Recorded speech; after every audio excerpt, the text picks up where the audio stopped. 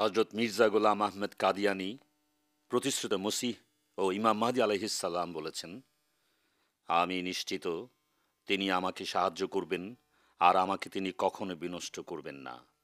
সমগ্র জগৎ যদি আমার বিরোধিতায় হিংস্র পশুর চেয়েও ভয়ঙ্কর রূপ ধারণ করে, তবুও তিনি আমাকে সাহায্য করবেন। আমি কোনো ক্রমেই ব্যর্থতা নিয়ে কবরে যাব না, কেননা আমার খোদা প্রতি পদক্ষেপে আমার সাথে আছেন আর আমি আছি তাঁর সাথে। আমার অন্তর সম্বন্ধে তিনি যতটা অবগত, সেভাবে অন্য কেউ অবগত নয়। সব মানুষ যদি আমাকে পরিত্যাগ করে, তাহলে খোদা তাআলা আরেকটি নতুন জাতি সৃষ্টি করে দেবেন যারা আমার সঙ্গী হবে। নির্বোধ বিরুদ্ধবাদী মনে করে তার চক্রান্তে ও ষড়যন্ত্রে এই কার্যক্রম পণ্ড হয়ে যাবে আর এই জামাতের বিনাশ ঘটবে। কিন্তু এই অজ্ঞ জানে না, ঊর্ধ্বলোকে যে বিষয়ে সিদ্ধান্ত হয়ে গেছে, পৃথিবী তা ব্যর্থ করার শক্তি রাখে না। আমার খোদার প্রতাপে আকাশ ও পৃথিবী কম্পমান। তিনিই খোদা যিনি আমার প্রতি পবিত্র ওহী অবতীর্ণ করে থাকেন আর অদৃশ্যের রহস্যাবলী সম্বন্ধে আমাকে অবহিত করেন। তিনি ছাড়া অন্য কোনো খোদা নাই।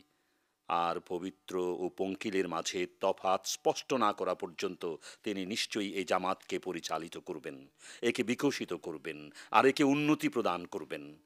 প্রতিটি বিরুদ্ধবাদের উচিত সে যেন সম্ভব সকল পন্থায় এই জামাতকে বিলুপ্ত করতে সচেষ্ট হয় আর তার সমস্ত শক্তি সে যেন এ কাজে প্রয়োগ করে। তারপর দেখুক খোদা তাআলা আর তার মধ্যে পরিণামে কে বিজয়ী হয়। ইতিপূর্বে আবু জাহাল ও আবু লাহাব আর তাদের সাঙ্গপাঙ্গরা সত্যকে ধ্বংস করতে কতভাবে শক্তি প্রয়োগ করেছে, কিন্তু আজ তারা কোথায়? যে ফেরাউন মুসা আলাইহিস সালামকে হত্যা করতে চেয়েছিল, আজ সে কোথায়? তাই নিশ্চিতভাবে জেনে রেখো, সত্যবাদী বিনষ্ট হতে পারে না। সে ফিরিস্তা বাহিনীর মাঝে বিচরণ করে। বড়ই দুর্ভাগা সে ব্যক্তি যে তাকে শনাক্ত করতে পারে না।